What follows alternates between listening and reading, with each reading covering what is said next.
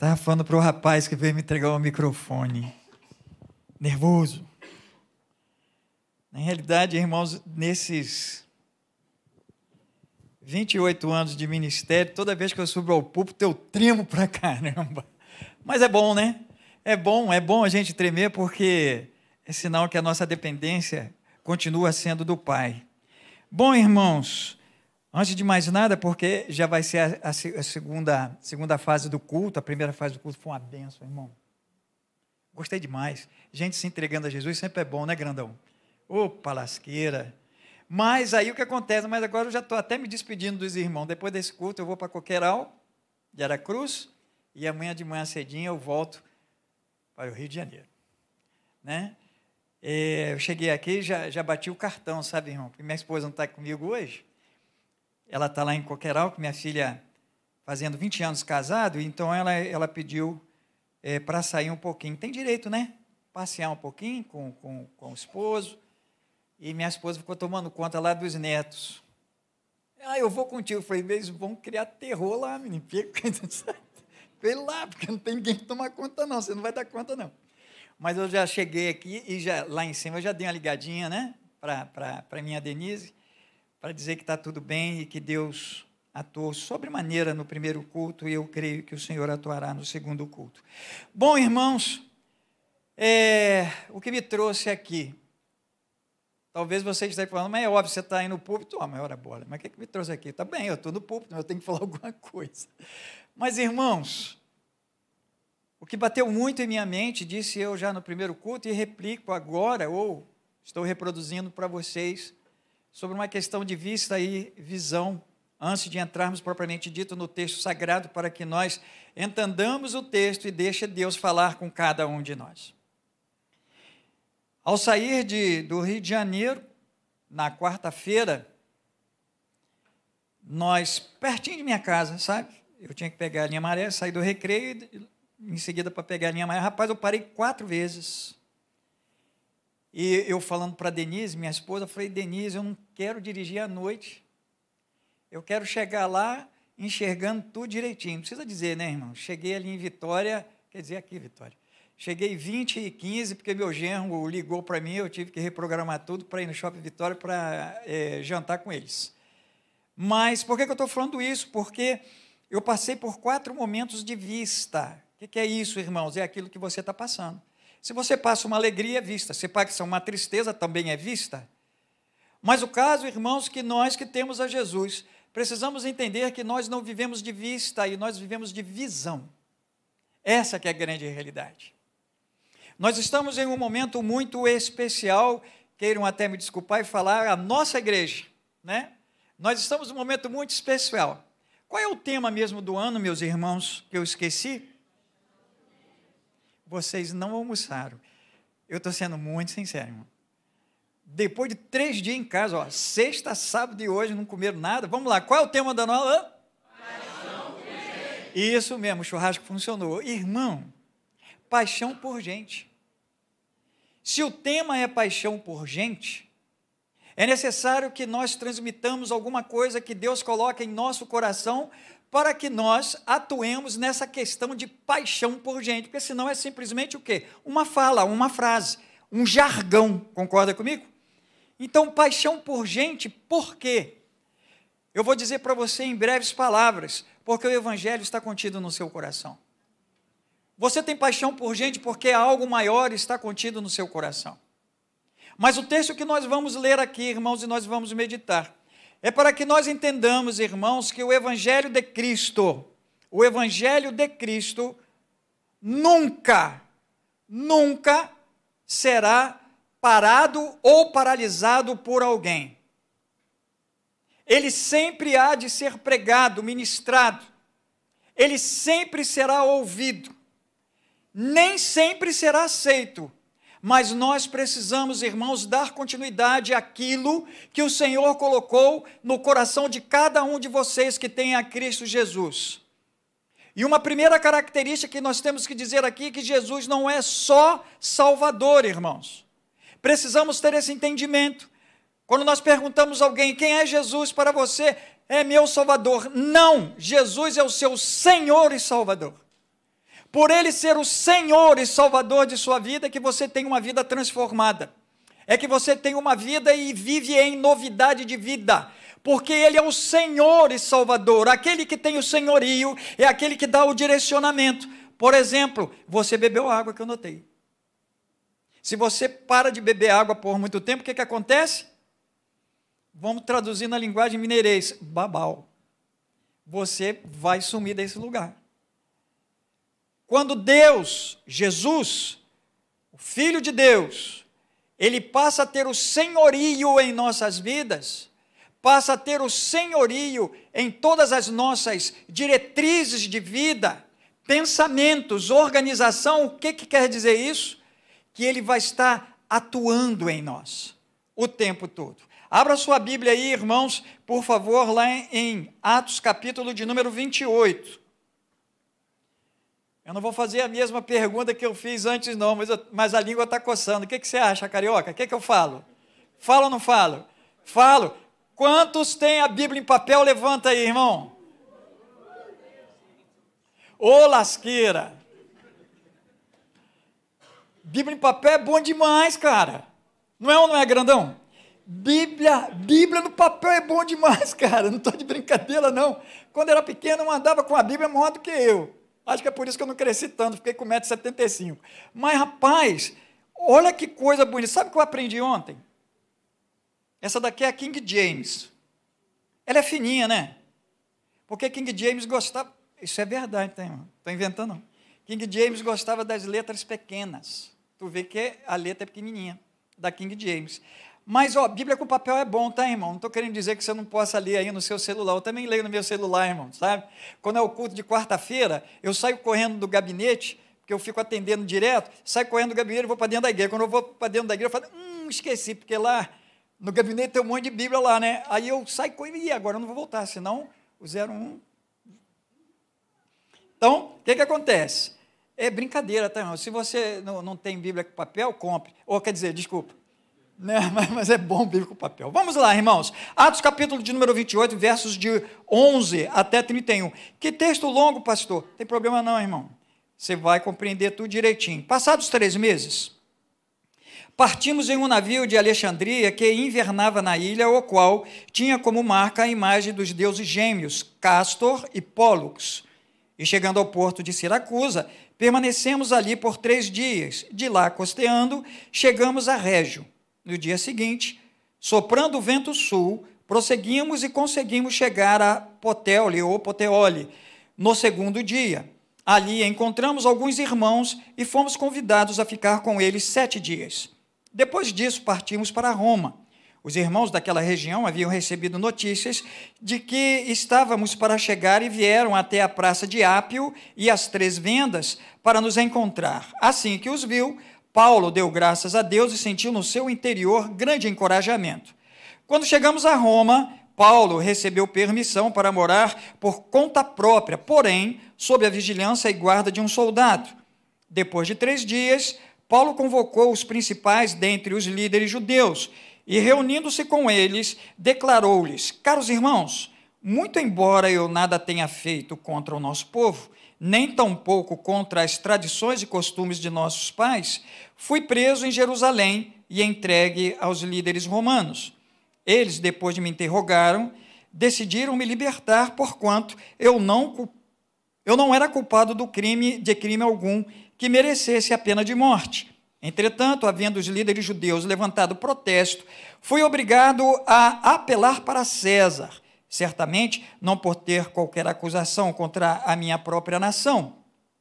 Por esse motivo vos convidei, para que os pudesse ver e conversar convosco, porquanto é pela esperança de Israel que estou preso a estas correntes. Então eles lhe replicaram: ora, não recebemos nenhuma carta da Judéia falando a teu respeito, nem ao menos veio até aqui irmão algum que relatasse ou se queixasse de qualquer mal contra ti. Ainda assim gostaríamos de ouvir de ti mesmo o que pensas, pois sabemos que por todo esse mundo fala-se contra esta seita. Seita aqui, irmãos, porque não existia ainda o cristianismo, era o caminho até então. E tendo eles marcado um dia, um grupo ainda maior de interessados foi à reunião com Paulo em sua casa. Então, desde o início da manhã até o final da tarde, Paulo lhes deu todas as explicações e lhes testemunhou vivamente sobre o reino de Deus, buscando convencê-los a respeito de Jesus, embasando seus argumentos na lei de Moisés e nos profetas. Ao final, alguns foram convencidos pelos fatos que demonstrara, todavia, outros preferiram não crer. Então começaram a discordar entre si mesmos e foram embora, logo após Paulo ter feito esta declaração final: bem que o Espírito Santo comunicou aos vossos pais, por intermédio do profeta Isaías. Vai a este povo e dize-lhe: ouvindo-o ouvireis, e de maneira nenhuma entendereis, e vendo vereis, mas de maneira nenhuma percebereis. Porque o coração deste povo se tornou insensível, e com os ouvidos ouviram, porém, sem dar atenção, e fecharam os olhos para que não vejam com os olhos, nem ouçam com os ouvidos, nem se convertam, e eu os cure. Sendo assim, quero que estejais perfeitamente cientes que esta salvação de Deus está sendo enviada aos gentios, e eles a ouvirão. Então, logo depois de lhes admoestar desta forma, os judeus se retiraram, debatendo acaloradamente entre si sobre o que ouviram. Por 2 anos completos, Paulo permaneceu na casa que havia alugado e recebia a todos quantos o procuravam. Pregava incansavelmente o reino de Deus e ensinava a respeito do Senhor Jesus Cristo com toda liberdade, sem o mínimo impedimento. Guarda esse aqui, finalzinho. Mínimo impedimento. Está combinado assim? Guarda aí na sua cucuruca, quer dizer cabeça. Impedimento. Tá bom? Sem impedimento. Senhor Deus, a tua palavra, tão somente, foi lida. Venha nos mostrar, não o teu desejo, mas sim o teu querer, para que nós apreendamos aquilo que o Senhor está a nos ensinar esta noite. E que tenhamos vidas aqui, Senhor, que ao entenderem a tua palavra, venham se colocar aos teus pés tão somente. Em nome de Jesus, amém. Irmãos, eu quero convidar vocês a refletirem comigo sobre o tema Agindo Deus, quem impedirá? Não tem ponto de interrogação, pois não é uma pergunta. Agindo Deus, quem impedirá? Porque o texto que nós lemos, ele vai nos dar 3 características muito importantes para que nós entendamos. Você está na sua cela pregando a palavra de Deus, não está pregando a palavra de Deus? Quem o impede de pregar a palavra de Deus? Você está na sua universidade. Lembro quando eu estava fazendo o meu primeiro curso universitário, na quarta-feira, eu me lembro como se fosse hoje, havia um intervalo lá sem aulas.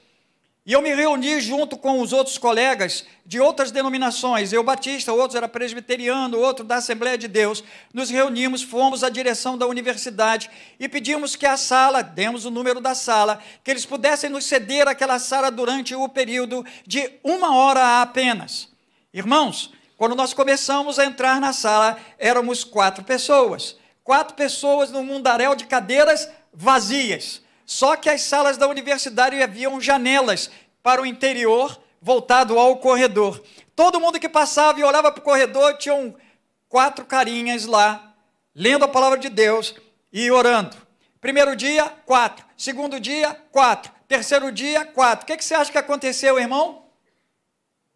O que vocês acham que aconteceu? Ia continuar 4? Coisa nenhuma. Começou a encher e a universidade chamou a gente e falou o seguinte, ó, pode parar, hein?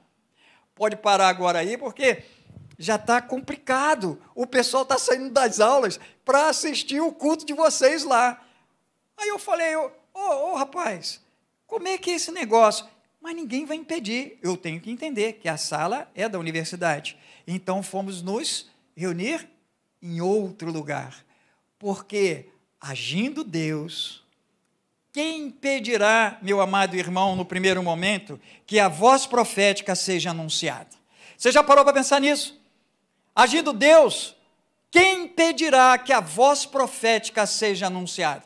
Agora nós precisamos entender o que é esse negócio de voz profética. Voz profética não é dizer, você vai ganhar, irmão, um carro amanhã, de preferência BMW. Não é nada disso, irmão. Isso daí é pitonisa de Andor. E pitonisa de Andor, dentro da palavra de Deus, está dizendo o seguinte, não tem. Predições assim não existem, embora no Velho Testamento algumas predições estavam ocorrendo, como por exemplo, o Emanuel, Deus conosco, o príncipe da paz, é uma predição, mas uma predição que é uma profecia de onde? Porque Jesus estaria entre nós. Precisamos ter esse entendimento.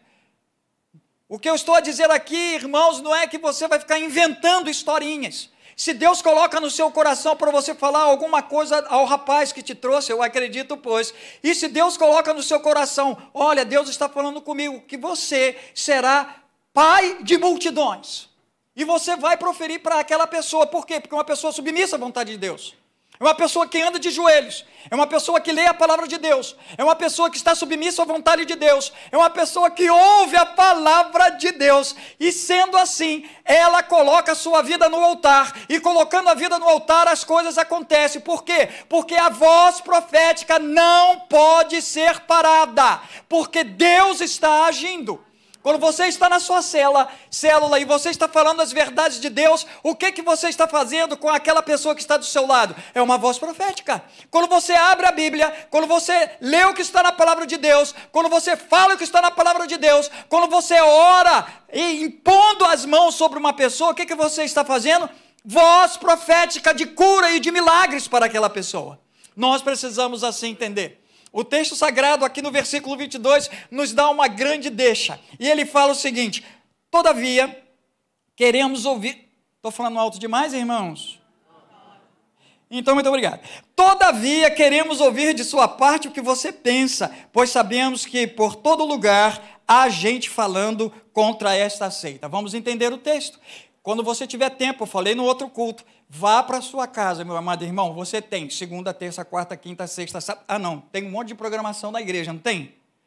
Tudo bem, quando você voltar da programação, segunda, terça, quarta, quinta, sexta, sábado, domingo, segunda, terça, quarta, você vai ler Atos a partir do capítulo de número 16. Quando você lê a sua Bíblia, a partir de Atos capítulo 16, chegando até o capítulo de número 27, você entenderá o capítulo 28 que Deus está nos dando hoje para que nós preguemos a palavra dele aqui. Por quê? Está dentro da Bíblia, isso que eu estou falando, inste a tempo e fora de tempo. Paulo, irmãos, foi pregar o Evangelho. E ao pregar o Evangelho, o que aconteceu? Foi rejeitado. E nisso que ele foi rejeitado, alguns se reuniram e começaram a dizer assim, olha, eles estão fazendo coisas que não são boas aqui para a nossa cidade, nós precisamos prendê-los. E eles foram presos. E ao serem presos, eles passaram pelo crivo de governantes que falam assim, mas por que você está preso? Você fez alguma coisa errada? Mas peraí, eu não estou vendo que eles fizeram alguma coisa errada. Nada aqui, porque os judeus estavam reunidos, os fariseus e os saduceus, contra ele. Aí o que acontece? Foi encarcerado. Só que, ao ser encarcerado e também açoitados, esqueceram esses governantes de perguntar a origem de Paulo. E Paulo era romano. E pela legislação, não poderiam açoitar um cidadão romano. Muito que bem.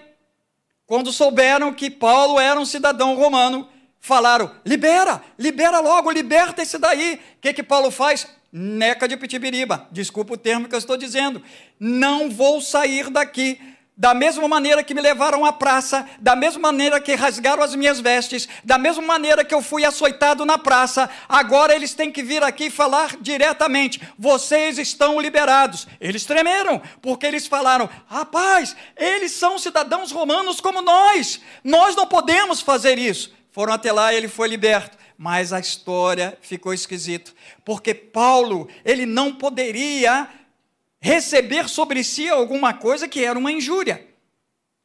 E os judeus reuniram-se e falaram assim, então agora ele vai ser ouvido lá pelo novo governante.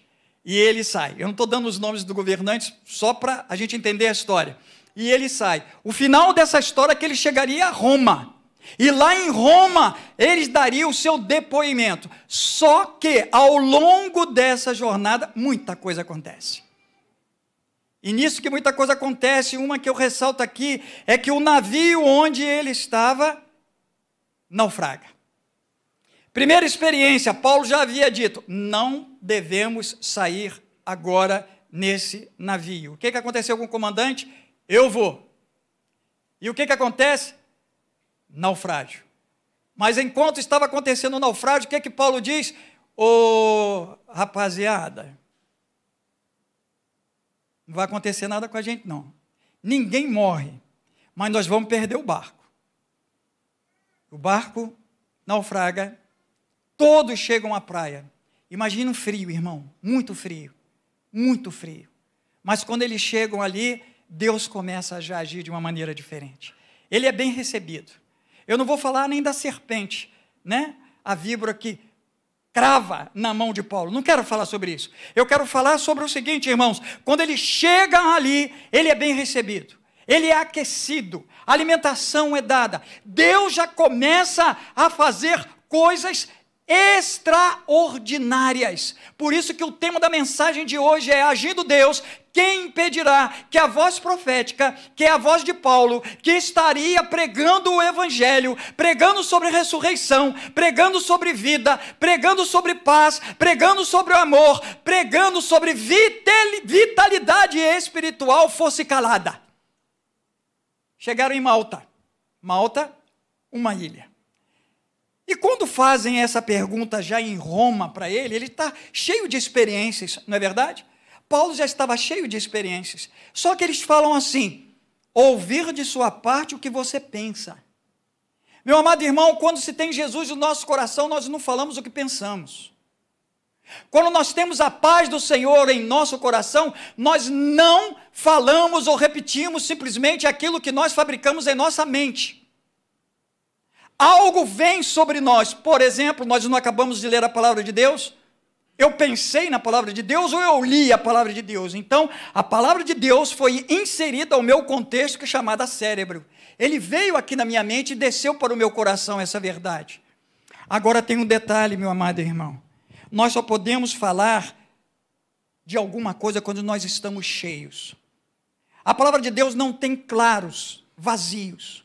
Quando Paulo está aqui em Atos dos Apóstolos, para transmitir a boa palavra, ele já estava com a visão da carta que ele escreveria para o primeiro pastor no Novo Testamento, chamado Timóteo. E olha o que ele escreve lá para Timóteo: pregue a palavra, esteja preparado o tempo e fora do tempo. Repreenda, corrija, exorte com toda paciência e doutrina, porque ele haveria de passar por tudo isso. Em outra tradução, inste a tempo e fora de tempo, não é verdade? Em outra tradução, inste a tempo e fora de tempo. Ele escreve isso para Timóteo porque ele passou por todas essas circunstâncias. Ele deveria exortar, ele deveria corrigir, ele deveria admoestar, porque tudo isso Paulo havia passado. Mas voltando, cheio de quê? Talvez você esteja pensando. Cheio de Deus, irmão. Nós só podemos falar daquilo que nós estamos cheios. Cheios de Deus. E estar cheio de Deus, irmãos, é ter o quê? Em primeiro lugar, paz. Pastor, paz. Às vezes eu passo por tantos problemas. Sim, irmão, você passa por problema. Mas para pensar, por favor, irmão. Para pensar quando você está passando vicissitude na tua vida, problema na sua vida. O que te move a vencer aquilo? O nome daquilo é paz. O que te move, irmãos, a falar assim: eu serei vencedor? É paz. Não é só fé, não, é paz. Precisamos entender, cheios da presença de Deus, irmãos, é ter alegria.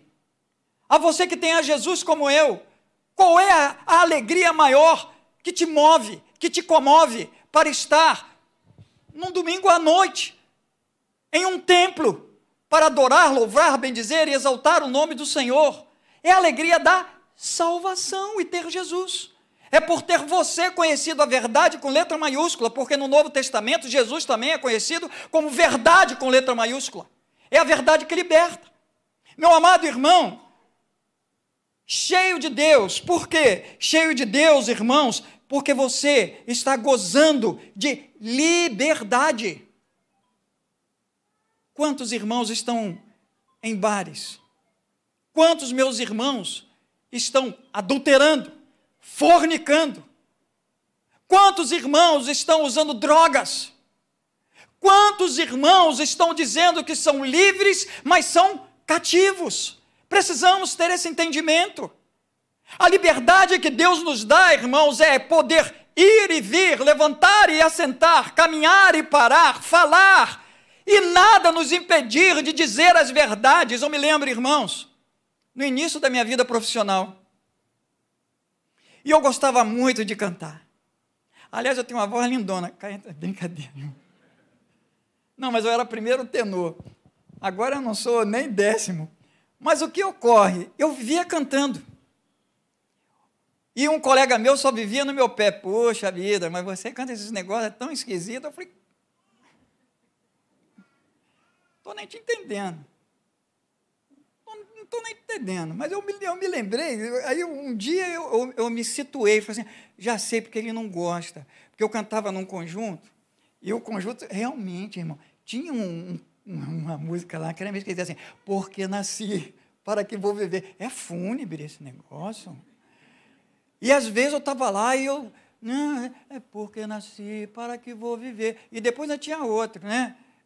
Se eu morrer, para que vou morrer. Cara, é muito fúnebre. A alegria do Senhor é a nossa. Então eu não posso ficar cantando os negócios desse mesmo, né? Aí eu tenho que tomar jeito.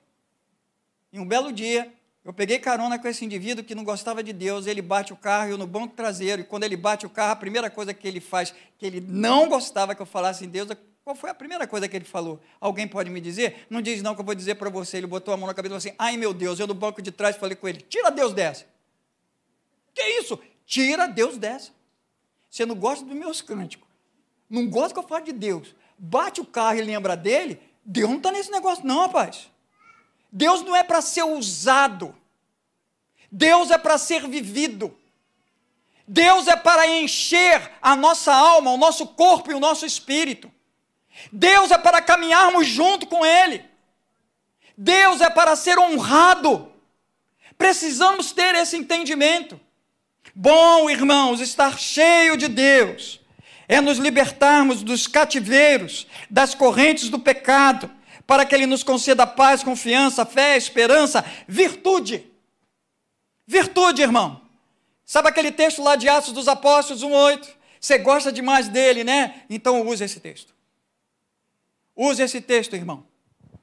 Porque se você tem o Espírito Santo, a virtude foi derramada sobre você. Você é um vaso de Deus. E se você é um vaso de Deus, está sendo moldado por Deus. Se você está sendo moldado por Deus, você tem que ser preenchido por Deus. E se você está sendo preenchido por Deus, você tem que transbordar Deus. E se você está transbordando Deus, você está transbordando o Espírito Santo. Se você está transbordando o Espírito Santo, há poder e há virtude. Isso que nós precisamos entender. Mas a pergunta que cabe agora dentro do texto é: como anunciar algo de Deus, mesmo estando cheios dele? Mas em que condições? Eu contei a história de Paulo para vocês. Será que Paulo tinha condição de pregar o evangelho, irmão? De tanta coisa que ele passou? Que condições precisamos para pregar o evangelho, né, meu irmão? Bom, irmãos, deixa isso com Deus, porque o texto nos ensina aqui de uma maneira muito clara. Como que ele nos ensina? As condições para a anunciação é sempre com Deus, porque as bases para as declarações da anunciação da verdade, que é Jesus, nos são fornecidas de diversas formas e diversas maneiras. Eu quero declarar uma coisa para vocês aqui. Não há contradição. Deus não é Deus de confusão. Repita comigo. Deus não é Deus de confusão. Você crê nisso, irmão? Você crê nisso, irmão? A palavra de Deus é muito clara. Eu aprendi uma coisa muito interessante. A gente ora, não ora? A gente intercede, não intercede? Mas vai dizer que quando às vezes você ora, você fala, vai acontecer ou não vai acontecer? Mas eu aprendi uma coisa muito bonita. Quando você ora na palavra, não tenha dúvida. Deus quer que todos se convertam, certo ou errado? É bíblico. E conhecereis a verdade vos libertará. Verdade com letra minúscula. E conhecereis a verdade. Essa verdade é o Evangelho de Cristo. Vírgula. E a verdade com letra maiúscula é Jesus. Ore na palavra. Se você ora na palavra, irmãos, a voz profética nunca será emudecida. Continuando no texto, meu amado irmão, o amor de Deus, ele tem que ser depositado a cada um de nós. E diz o texto sagrado, eu volto aqui no versículo de número 24, que diz assim, no versículo de número 23, em que diz: e tendo eles marcado um dia, um grupo ainda maior de interessados foi à reunião com Paulo em sua casa. Então, desde o início da manhã até o final da tarde, Paulo lhes deu todas as explicações e testemunhando vivamente sobre o reino de Deus, buscando convencê-los a respeito de Jesus. Mas o que ele fala aqui no final? Ele usou as leis de Moisés e os profetas. Quando a gente lê isso, as leis de Moisés e os profetas, a gente pode dar colocar um time nisso. Lei de Moisés e os profetas para os antigos. Paulo estava falando para os antigos. Paulo estava dizendo para eles: tudo que eu estou aqui evangelizando, tudo que eu estou falando sobre o reino de Deus, vocês já ouviram nas leis de Moisés e vocês já ouviram na boca dos profetas, principalmente Zacarias, Ezequiel e Isaías. Eu não estou falando nada diferente. Eu estou falando dentro da palavra. Então eles não tinham argumento. Mas também esse texto nos leva a um outro entendimento. Falar para os atuais. Quem são os atuais? Somos nós. Esse texto foi escrito lá em 64, 94, depois de Cristo. Século I, onde nós estamos? 2023, século 21, até hoje a palavra de Deus é viva e eficaz. Ela continua sendo pregada. Ninguém consegue contestar o que está escrito nos livros dos livros. 66 livros. E o Senhor está falando conosco hoje, em pleno século 21, as mesmas letras, as mesmas informações, porque a profecia não pode ser calada. Isso que nós precisamos entender. Meu amado irmão, para nós que estamos vivenciando os novos tempos, para nós que estamos vivenciando o que a Bíblia chama de Novo Testamento, porque assim o é. O Velho Testamento, Moisés e profetas. Novo Testamento, os Evangelhos. Novo Testamento, os Evangelhos, as cartas e as epístolas. Mas em tudo isso, tanto no Velho como no Novo Testamento, qual é a base? A base é Jesus, a base que foi anunciada pelos profetas, que chega até nós hoje, o Emanuel, o Deus conosco, o príncipe da paz, ele continua, só que este já veio, e este habita em nós, desde que nós o aceitemos. É assim que nós precisamos entender, irmãos. Enquanto eu li esse texto, eu me lembrei de uma coisa muito interessante. Quando eu era criança, na minha época não era kids, né, irmão? Na minha época era criança mesmo. Porque era tudo em português, não era nada em inglês. Então o que acontece? Eu ia lá para a escolinha. E chegava lá na escolinha, qual foi o primeiro versículo que você aprendeu e eu aprendi? Alguém pode dizer para mim? João, tu é bom mesmo, hein, cara? João 3,16.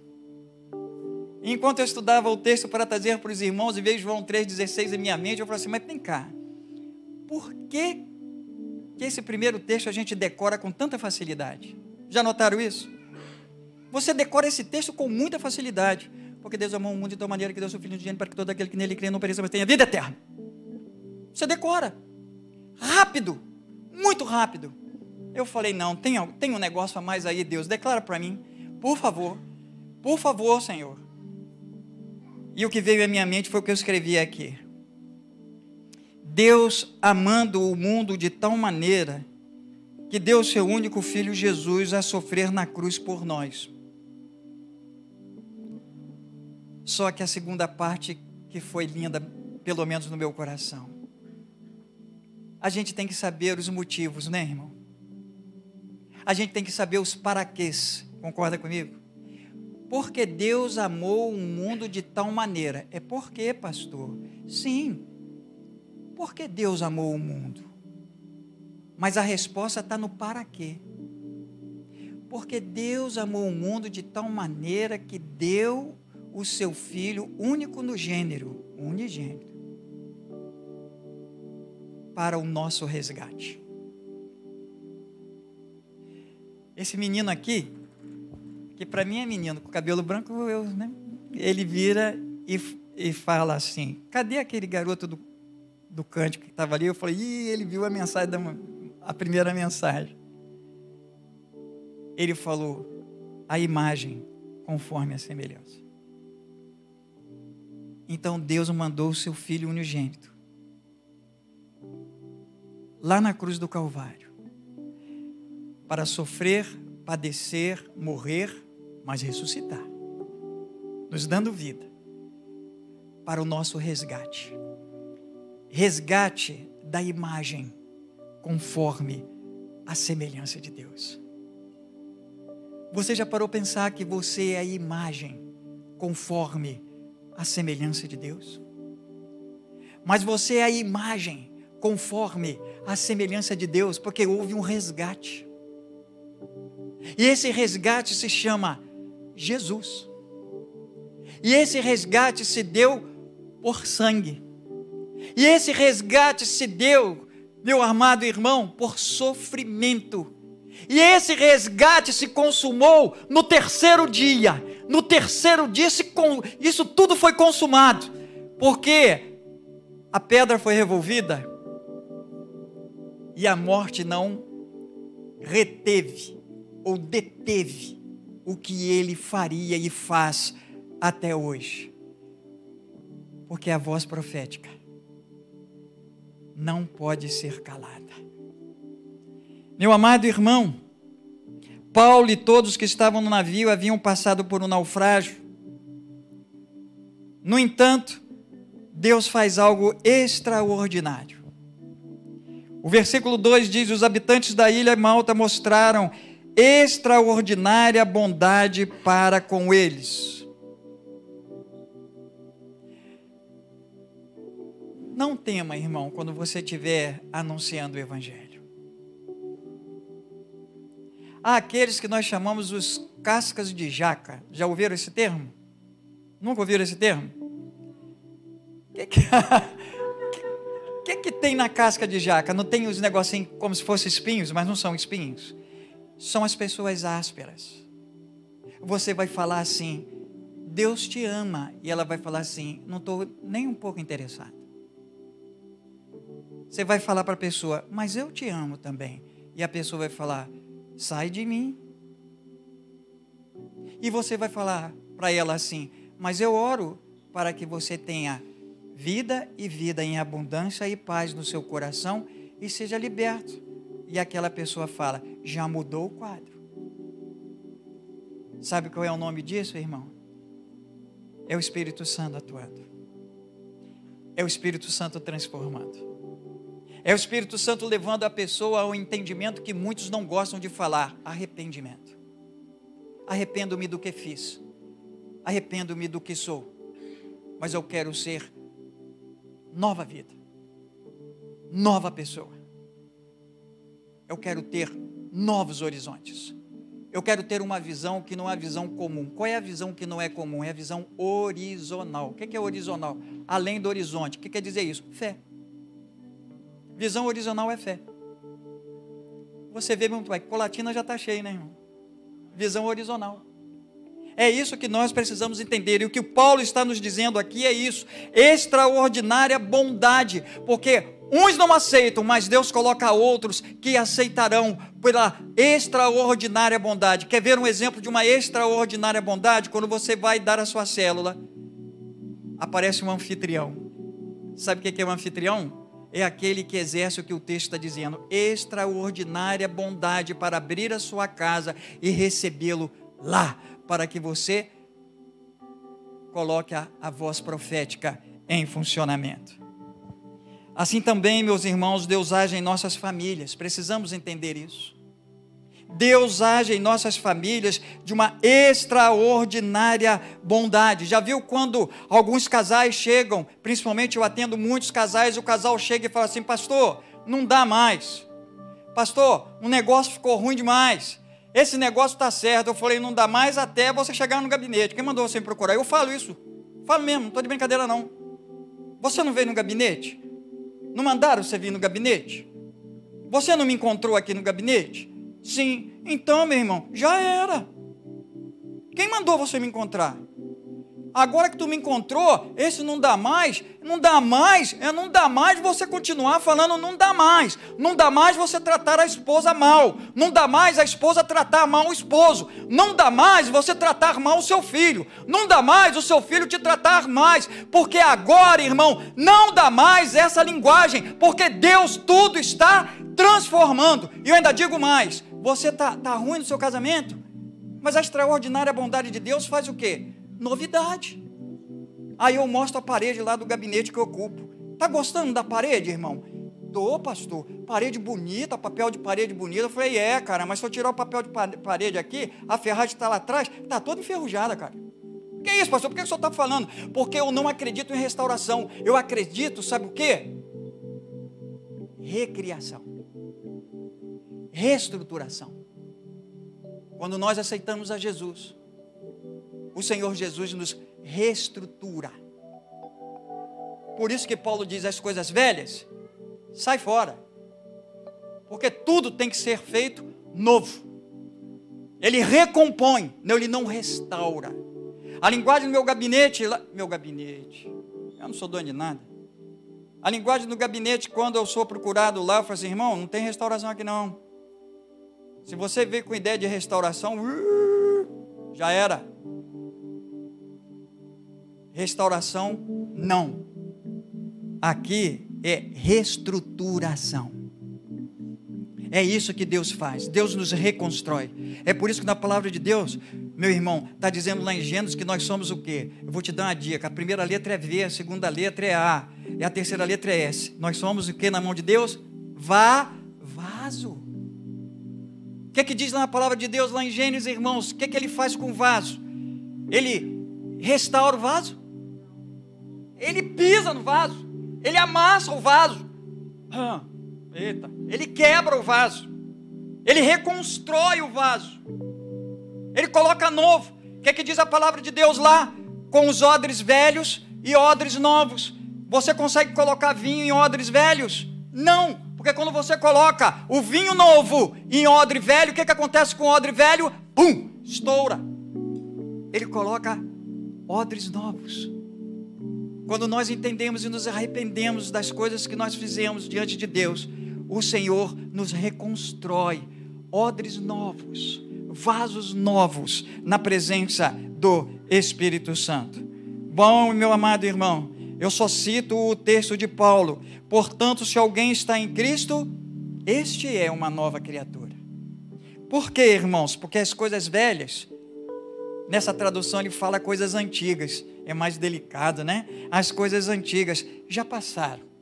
Eis que surgiram coisas novas. Surgiram coisas novas. E sabe por que isso, irmãos? Porque quando Deus está no negócio, nada pode impedir. Mas tem mais uma coisinha nesse texto que eu tirei aqui, irmãos. A coisinha que eu tirei é o seguinte, tem um jargão aí que diz assim, que os meios não justificam o fim, não é isso? Mas na Bíblia esse negócio não funciona não. Não funciona mesmo, irmão. Porque aqui no texto que eu vou ler para os irmãos, os meios justificaram o fim. Qual é o fim? Que Paulo pudesse falar sobre o reino de Deus. O reino dos céus. Versículo 7. Próximo dali havia uma propriedade pertencente a Públio, o homem principal da ilha, e ele nos convidou a ficar em sua casa, e por 3 dias bondosamente nos recebeu e nos hospedou. Seu pai estava doente, acamado, sofrendo de febre e disenteria. Paulo entrou para vê-lo, e depois de orar, impôs-lhe as mãos e o curou. Qual foi o meio para que Paulo pudesse pregar o evangelho, pregar o reino de Deus? Públio. E ali estava o pai de Públio com disenteria e febre. Quem era Públio? Era alguém que era muito importante na cidade. é que hoje a gente fala de influencer. Ele era importante. O que Deus faz? Toca em Públio. Públio, você vai ajudar aí, porque minha palavra ela precisa ser pregada, Públio. Chama Paulo. Conversa com Paulo. E você vai ver o que vai acontecer. Públio chega a Paulo, alimenta Paulo, conversa com Paulo e fala: ô Paulo, eu estou com meu pai aqui com uma disenteria, rapaz, que não está mole não. Já demos 557,32 chá para ele, ele não melhora não. E ainda agora começou a dar febre. Paulo, é mesmo? Então tá bom. O que o texto sagrado diz? Paulo chega lá, olha a sequência. Ele ora. E depois de orar, impõe as mãos. Ele ora, porque ele sabe que todo o poder de cura está no Pai. Ele ora, talvez ele tenha falado assim: Pai, apresento o pai de Públio. Por favor, Senhor, retire febre, retire a desenteria dele. Mas eu estou falando isso, Deus, para que o seu nome seja exaltado e glorificado. O Senhor me enviou de tão longe para estar aqui. O Senhor está abrindo as portas. Mas como eu as farei sem a tua presença, que tem que ser notório? O que acontece após oração e impor as mãos? Eu acredito que ele acaba de orar quando ele impõe as mãos e fala: é no nome de Jesus que você está curado. Porque é Ele que está curando e não eu. É Ele que permite. E é Ele que realizará o milagre. O que diz a palavra de Deus? A ilha toda de todos os doentes foram na casa de Públio para serem curados. E quando Paulo curava, o que o Paulo fazia? Pregava o reino dos céus. Agindo Deus, quem impedirá, meu amado irmão? A segunda parte que nós retiramos aqui do texto, para que nós caminhemos já para o final, é que a verdade do justo, ela vem trazer a libertação. Mas a libertação para quem? Para o descrente. É por isso que nós pregamos a palavra, é por isso que você prega a palavra, é por isso que você lê Bíblia, é por isso que você olha para as pessoas e entrega um versículo para a pessoa, é por isso que você intercede pelas pessoas. Intercessão, que eu quero dizer. E o texto diz: alguns foram convencidos pelo que ele dizia, mas outros não creram. Pronto, aí que começa a história. A segunda parte do texto é que muitos de nós ficam presos. Pastor, não posso pregar o evangelho, porque muitos não crerão. Rapaz, olha para o texto. Alguns foram convencidos pelo que ele dizia. Alguns, não é aquele algum que você pensa que é 1, 2, 3, não, irmão. Alguns no texto aqui é: muitos creram. Se muitos creram, irmãos, a gente entende aqui que a palavra não volta o quê? Vazia. Mas em todos os lugares, alguns não acreditarão. Mas nós não podemos nos calar, porque se nós entendemos que Deus está agindo, Ele há de fazer a grande obra. Bom, amados, eu tenho uma notícia muito surpreendente para você que talvez esteja pensando na vírgula de alguns não creram. E a palavra que eu trago para você é o seguinte, que é uma notícia que eu caracterizo que seja muito surpreendente. E eu gostaria que você repetisse o que eu vou dizer. Vamos lá, irmãos. Qual seja a sua escolha, Deus nunca desiste de você. Vamos falar? Qual seja a sua escolha, Deus nunca desiste de você. Por quê, irmão? Porque sempre haverá uma esperança. Creia nisso. Sempre haverá uma esperança. Alguns foram convencidos pelo que ele dizia. Esta é a grande questão. Deus usa sempre alguém, meu amado irmão. Alguém influente. Alguém que vai oferecer um lugar onde a palavra será pregada, anunciada as grandes verdades e os milagres acontecerão. os fatos são apresentados na minha vida e na sua vida. Em nenhum momento a verdade ela fica escondida. Em nenhum momento a verdade fica escondida. Eu estou falando a verdade de Jesus. Para aqueles que são da fé, estes conscientizam-se de que sem fé é impossível ver a Deus. Ver a Deus. Não é questão do agradar, é ver a Deus. O texto diz que, após Paulo dar a informação do próprio profeta Isaías, o que aconteceu? Discutiram entre si os fariseus e saduceus e saíram daqueles que não creram. Mas outros ficaram porque creram. Então, para os da fé, a conscientização é de que sem fé é impossível ver a Deus. Mas também Jesus está sendo apresentado como o único caminho, a única verdade e a única fonte de vida. Pois sem esse Jesus, ninguém poderia estar em Deus. É isso que nós precisamos nos conscientizar hoje. Sem Jesus, é impossível estar em Deus. Sabe o que é estar em Deus? É com Deus e no Espírito Santo. Bom, irmãos, para os legalistas que não aceitaram, eles preferiram não crer. Muito que bem, saíram falando o que queriam e o que não queriam. A conclusão que a gente chega daquela discussão deles que saíram falando, enquanto Paulo estava pregando a verdade, é que eles não chegaram a lugar nenhum. Da onde você tirou isso? Da parte B do versículo 27. Olha o que diz: se assim não fosse, poderiam ver com os olhos, ouvir com os ouvidos, entender com o coração e converter-se, e eu os curaria. Nós estamos no século 21, né, amados? Mas o que dói no meu coração é que muitos ainda estão vivenciando o povo no deserto. Estão dando voltas. O povo ficou 40 anos, coisa que em um mês eles poderiam chegar a Canaã. As verdades são ditas. O Senhor se faz presente.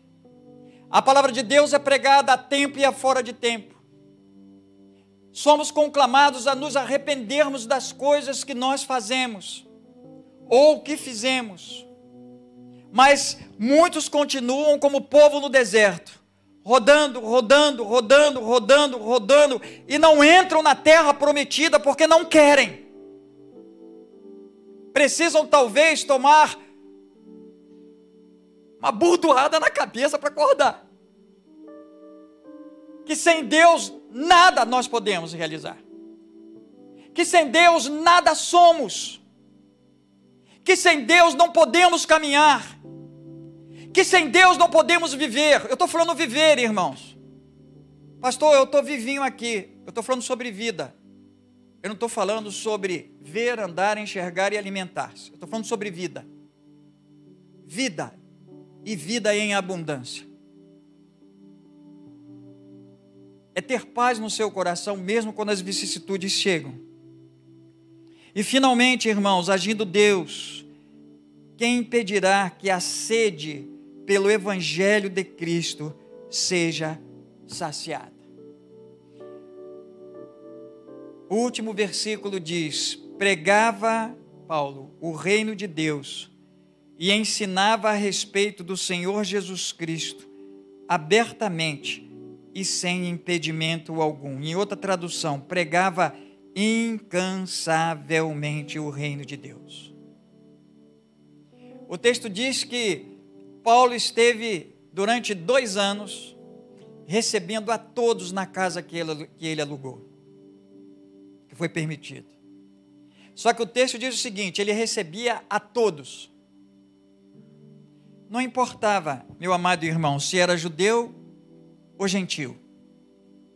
Não importava, meu amado irmão, a raça, a cor, a posição social, se era culto ou se era inculto, se era rico ou se era pobre, se era influente ou se não era influente. Não importava isso para Paulo. O que vinha à mente de Paulo era o que está escrito no versículo 28. Portanto, quero que saibam que esta salvação de Deus é enviada ao gentio. Por quê? Porque eles a ouvirão. É isso que nós precisamos entender. E você que está esta noite aqui é o que você precisa entender. Se você rejeita, outros ouvirão. Mas hoje o Senhor está te dando a grande chance. E eu me lembro de um cântico do conjunto que eu cantava, a chance maior. A chance maior jamais voltará. Ela agora está aqui para você. A chance maior de ter ouvido a palavra. A chance maior de saber que o evangelho nunca será paralisado. A chance maior de saber que você pode ser aquele que vai deixar legado para outros e outros que pregarão a palavra. Você já tem um legado aqui, Santa Teresa. Segundo legado, já está para surgir. Bom, meus amados irmãos, podemos aprender aqui nesse texto que o Evangelho de Cristo na anunciação do reino de Deus é para todos que têm sede e fome de justiça. João, no seu Evangelho, lá no 14, capítulo 21, ele diz: quem tem os meus mandamentos e lhes obedece, esse é o que me ama. Aquele que me ama será amado por meu Pai, e eu também o amarei, e me revelarei a ele.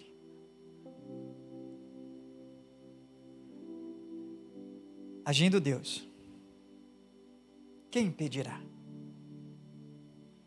Quem impedirá que o Evangelho do Reino seja pregado? Quem impedirá que a voz de um justo seja ouvida para libertar os cativos e os descrentes? Quem impedirá que a sede da palavra, a sede do Evangelho, seja saciada para todos aqueles que creem em Jesus? E eu gostaria de orar com vocês. Eu vou pedir que toda a igreja curve a sua fronte, por favor. Que você curve a sua fronte para que nós oremos nesse instante.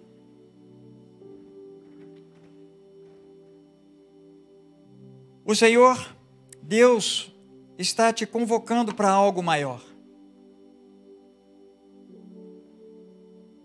O Senhor está dizendo: arrependa-se das coisas que você fez. Arrependa-se das coisas que você faz. Porque eu sou Deus. E por ser Deus, eu caminharei contigo. Não é preciso que você ore em voz alta. Simplesmente que me acompanhe nesta oração. Senhor Deus, muito obrigado. Porque a tua palavra, Senhor, ela foi pregada. E eu acabo de compreender, Senhor, que sem ti eu não posso viver. Eu acabo de compreender que por mais problemas que eu passe, eu preciso da tua visão para a minha vida. Eu preciso caminhar contigo. Eu preciso do teu perdão. Eu preciso receber a salvação e o senhorio do teu Filho, Jesus, em minha vida. Obrigado por esta oportunidade que o Senhor me concede.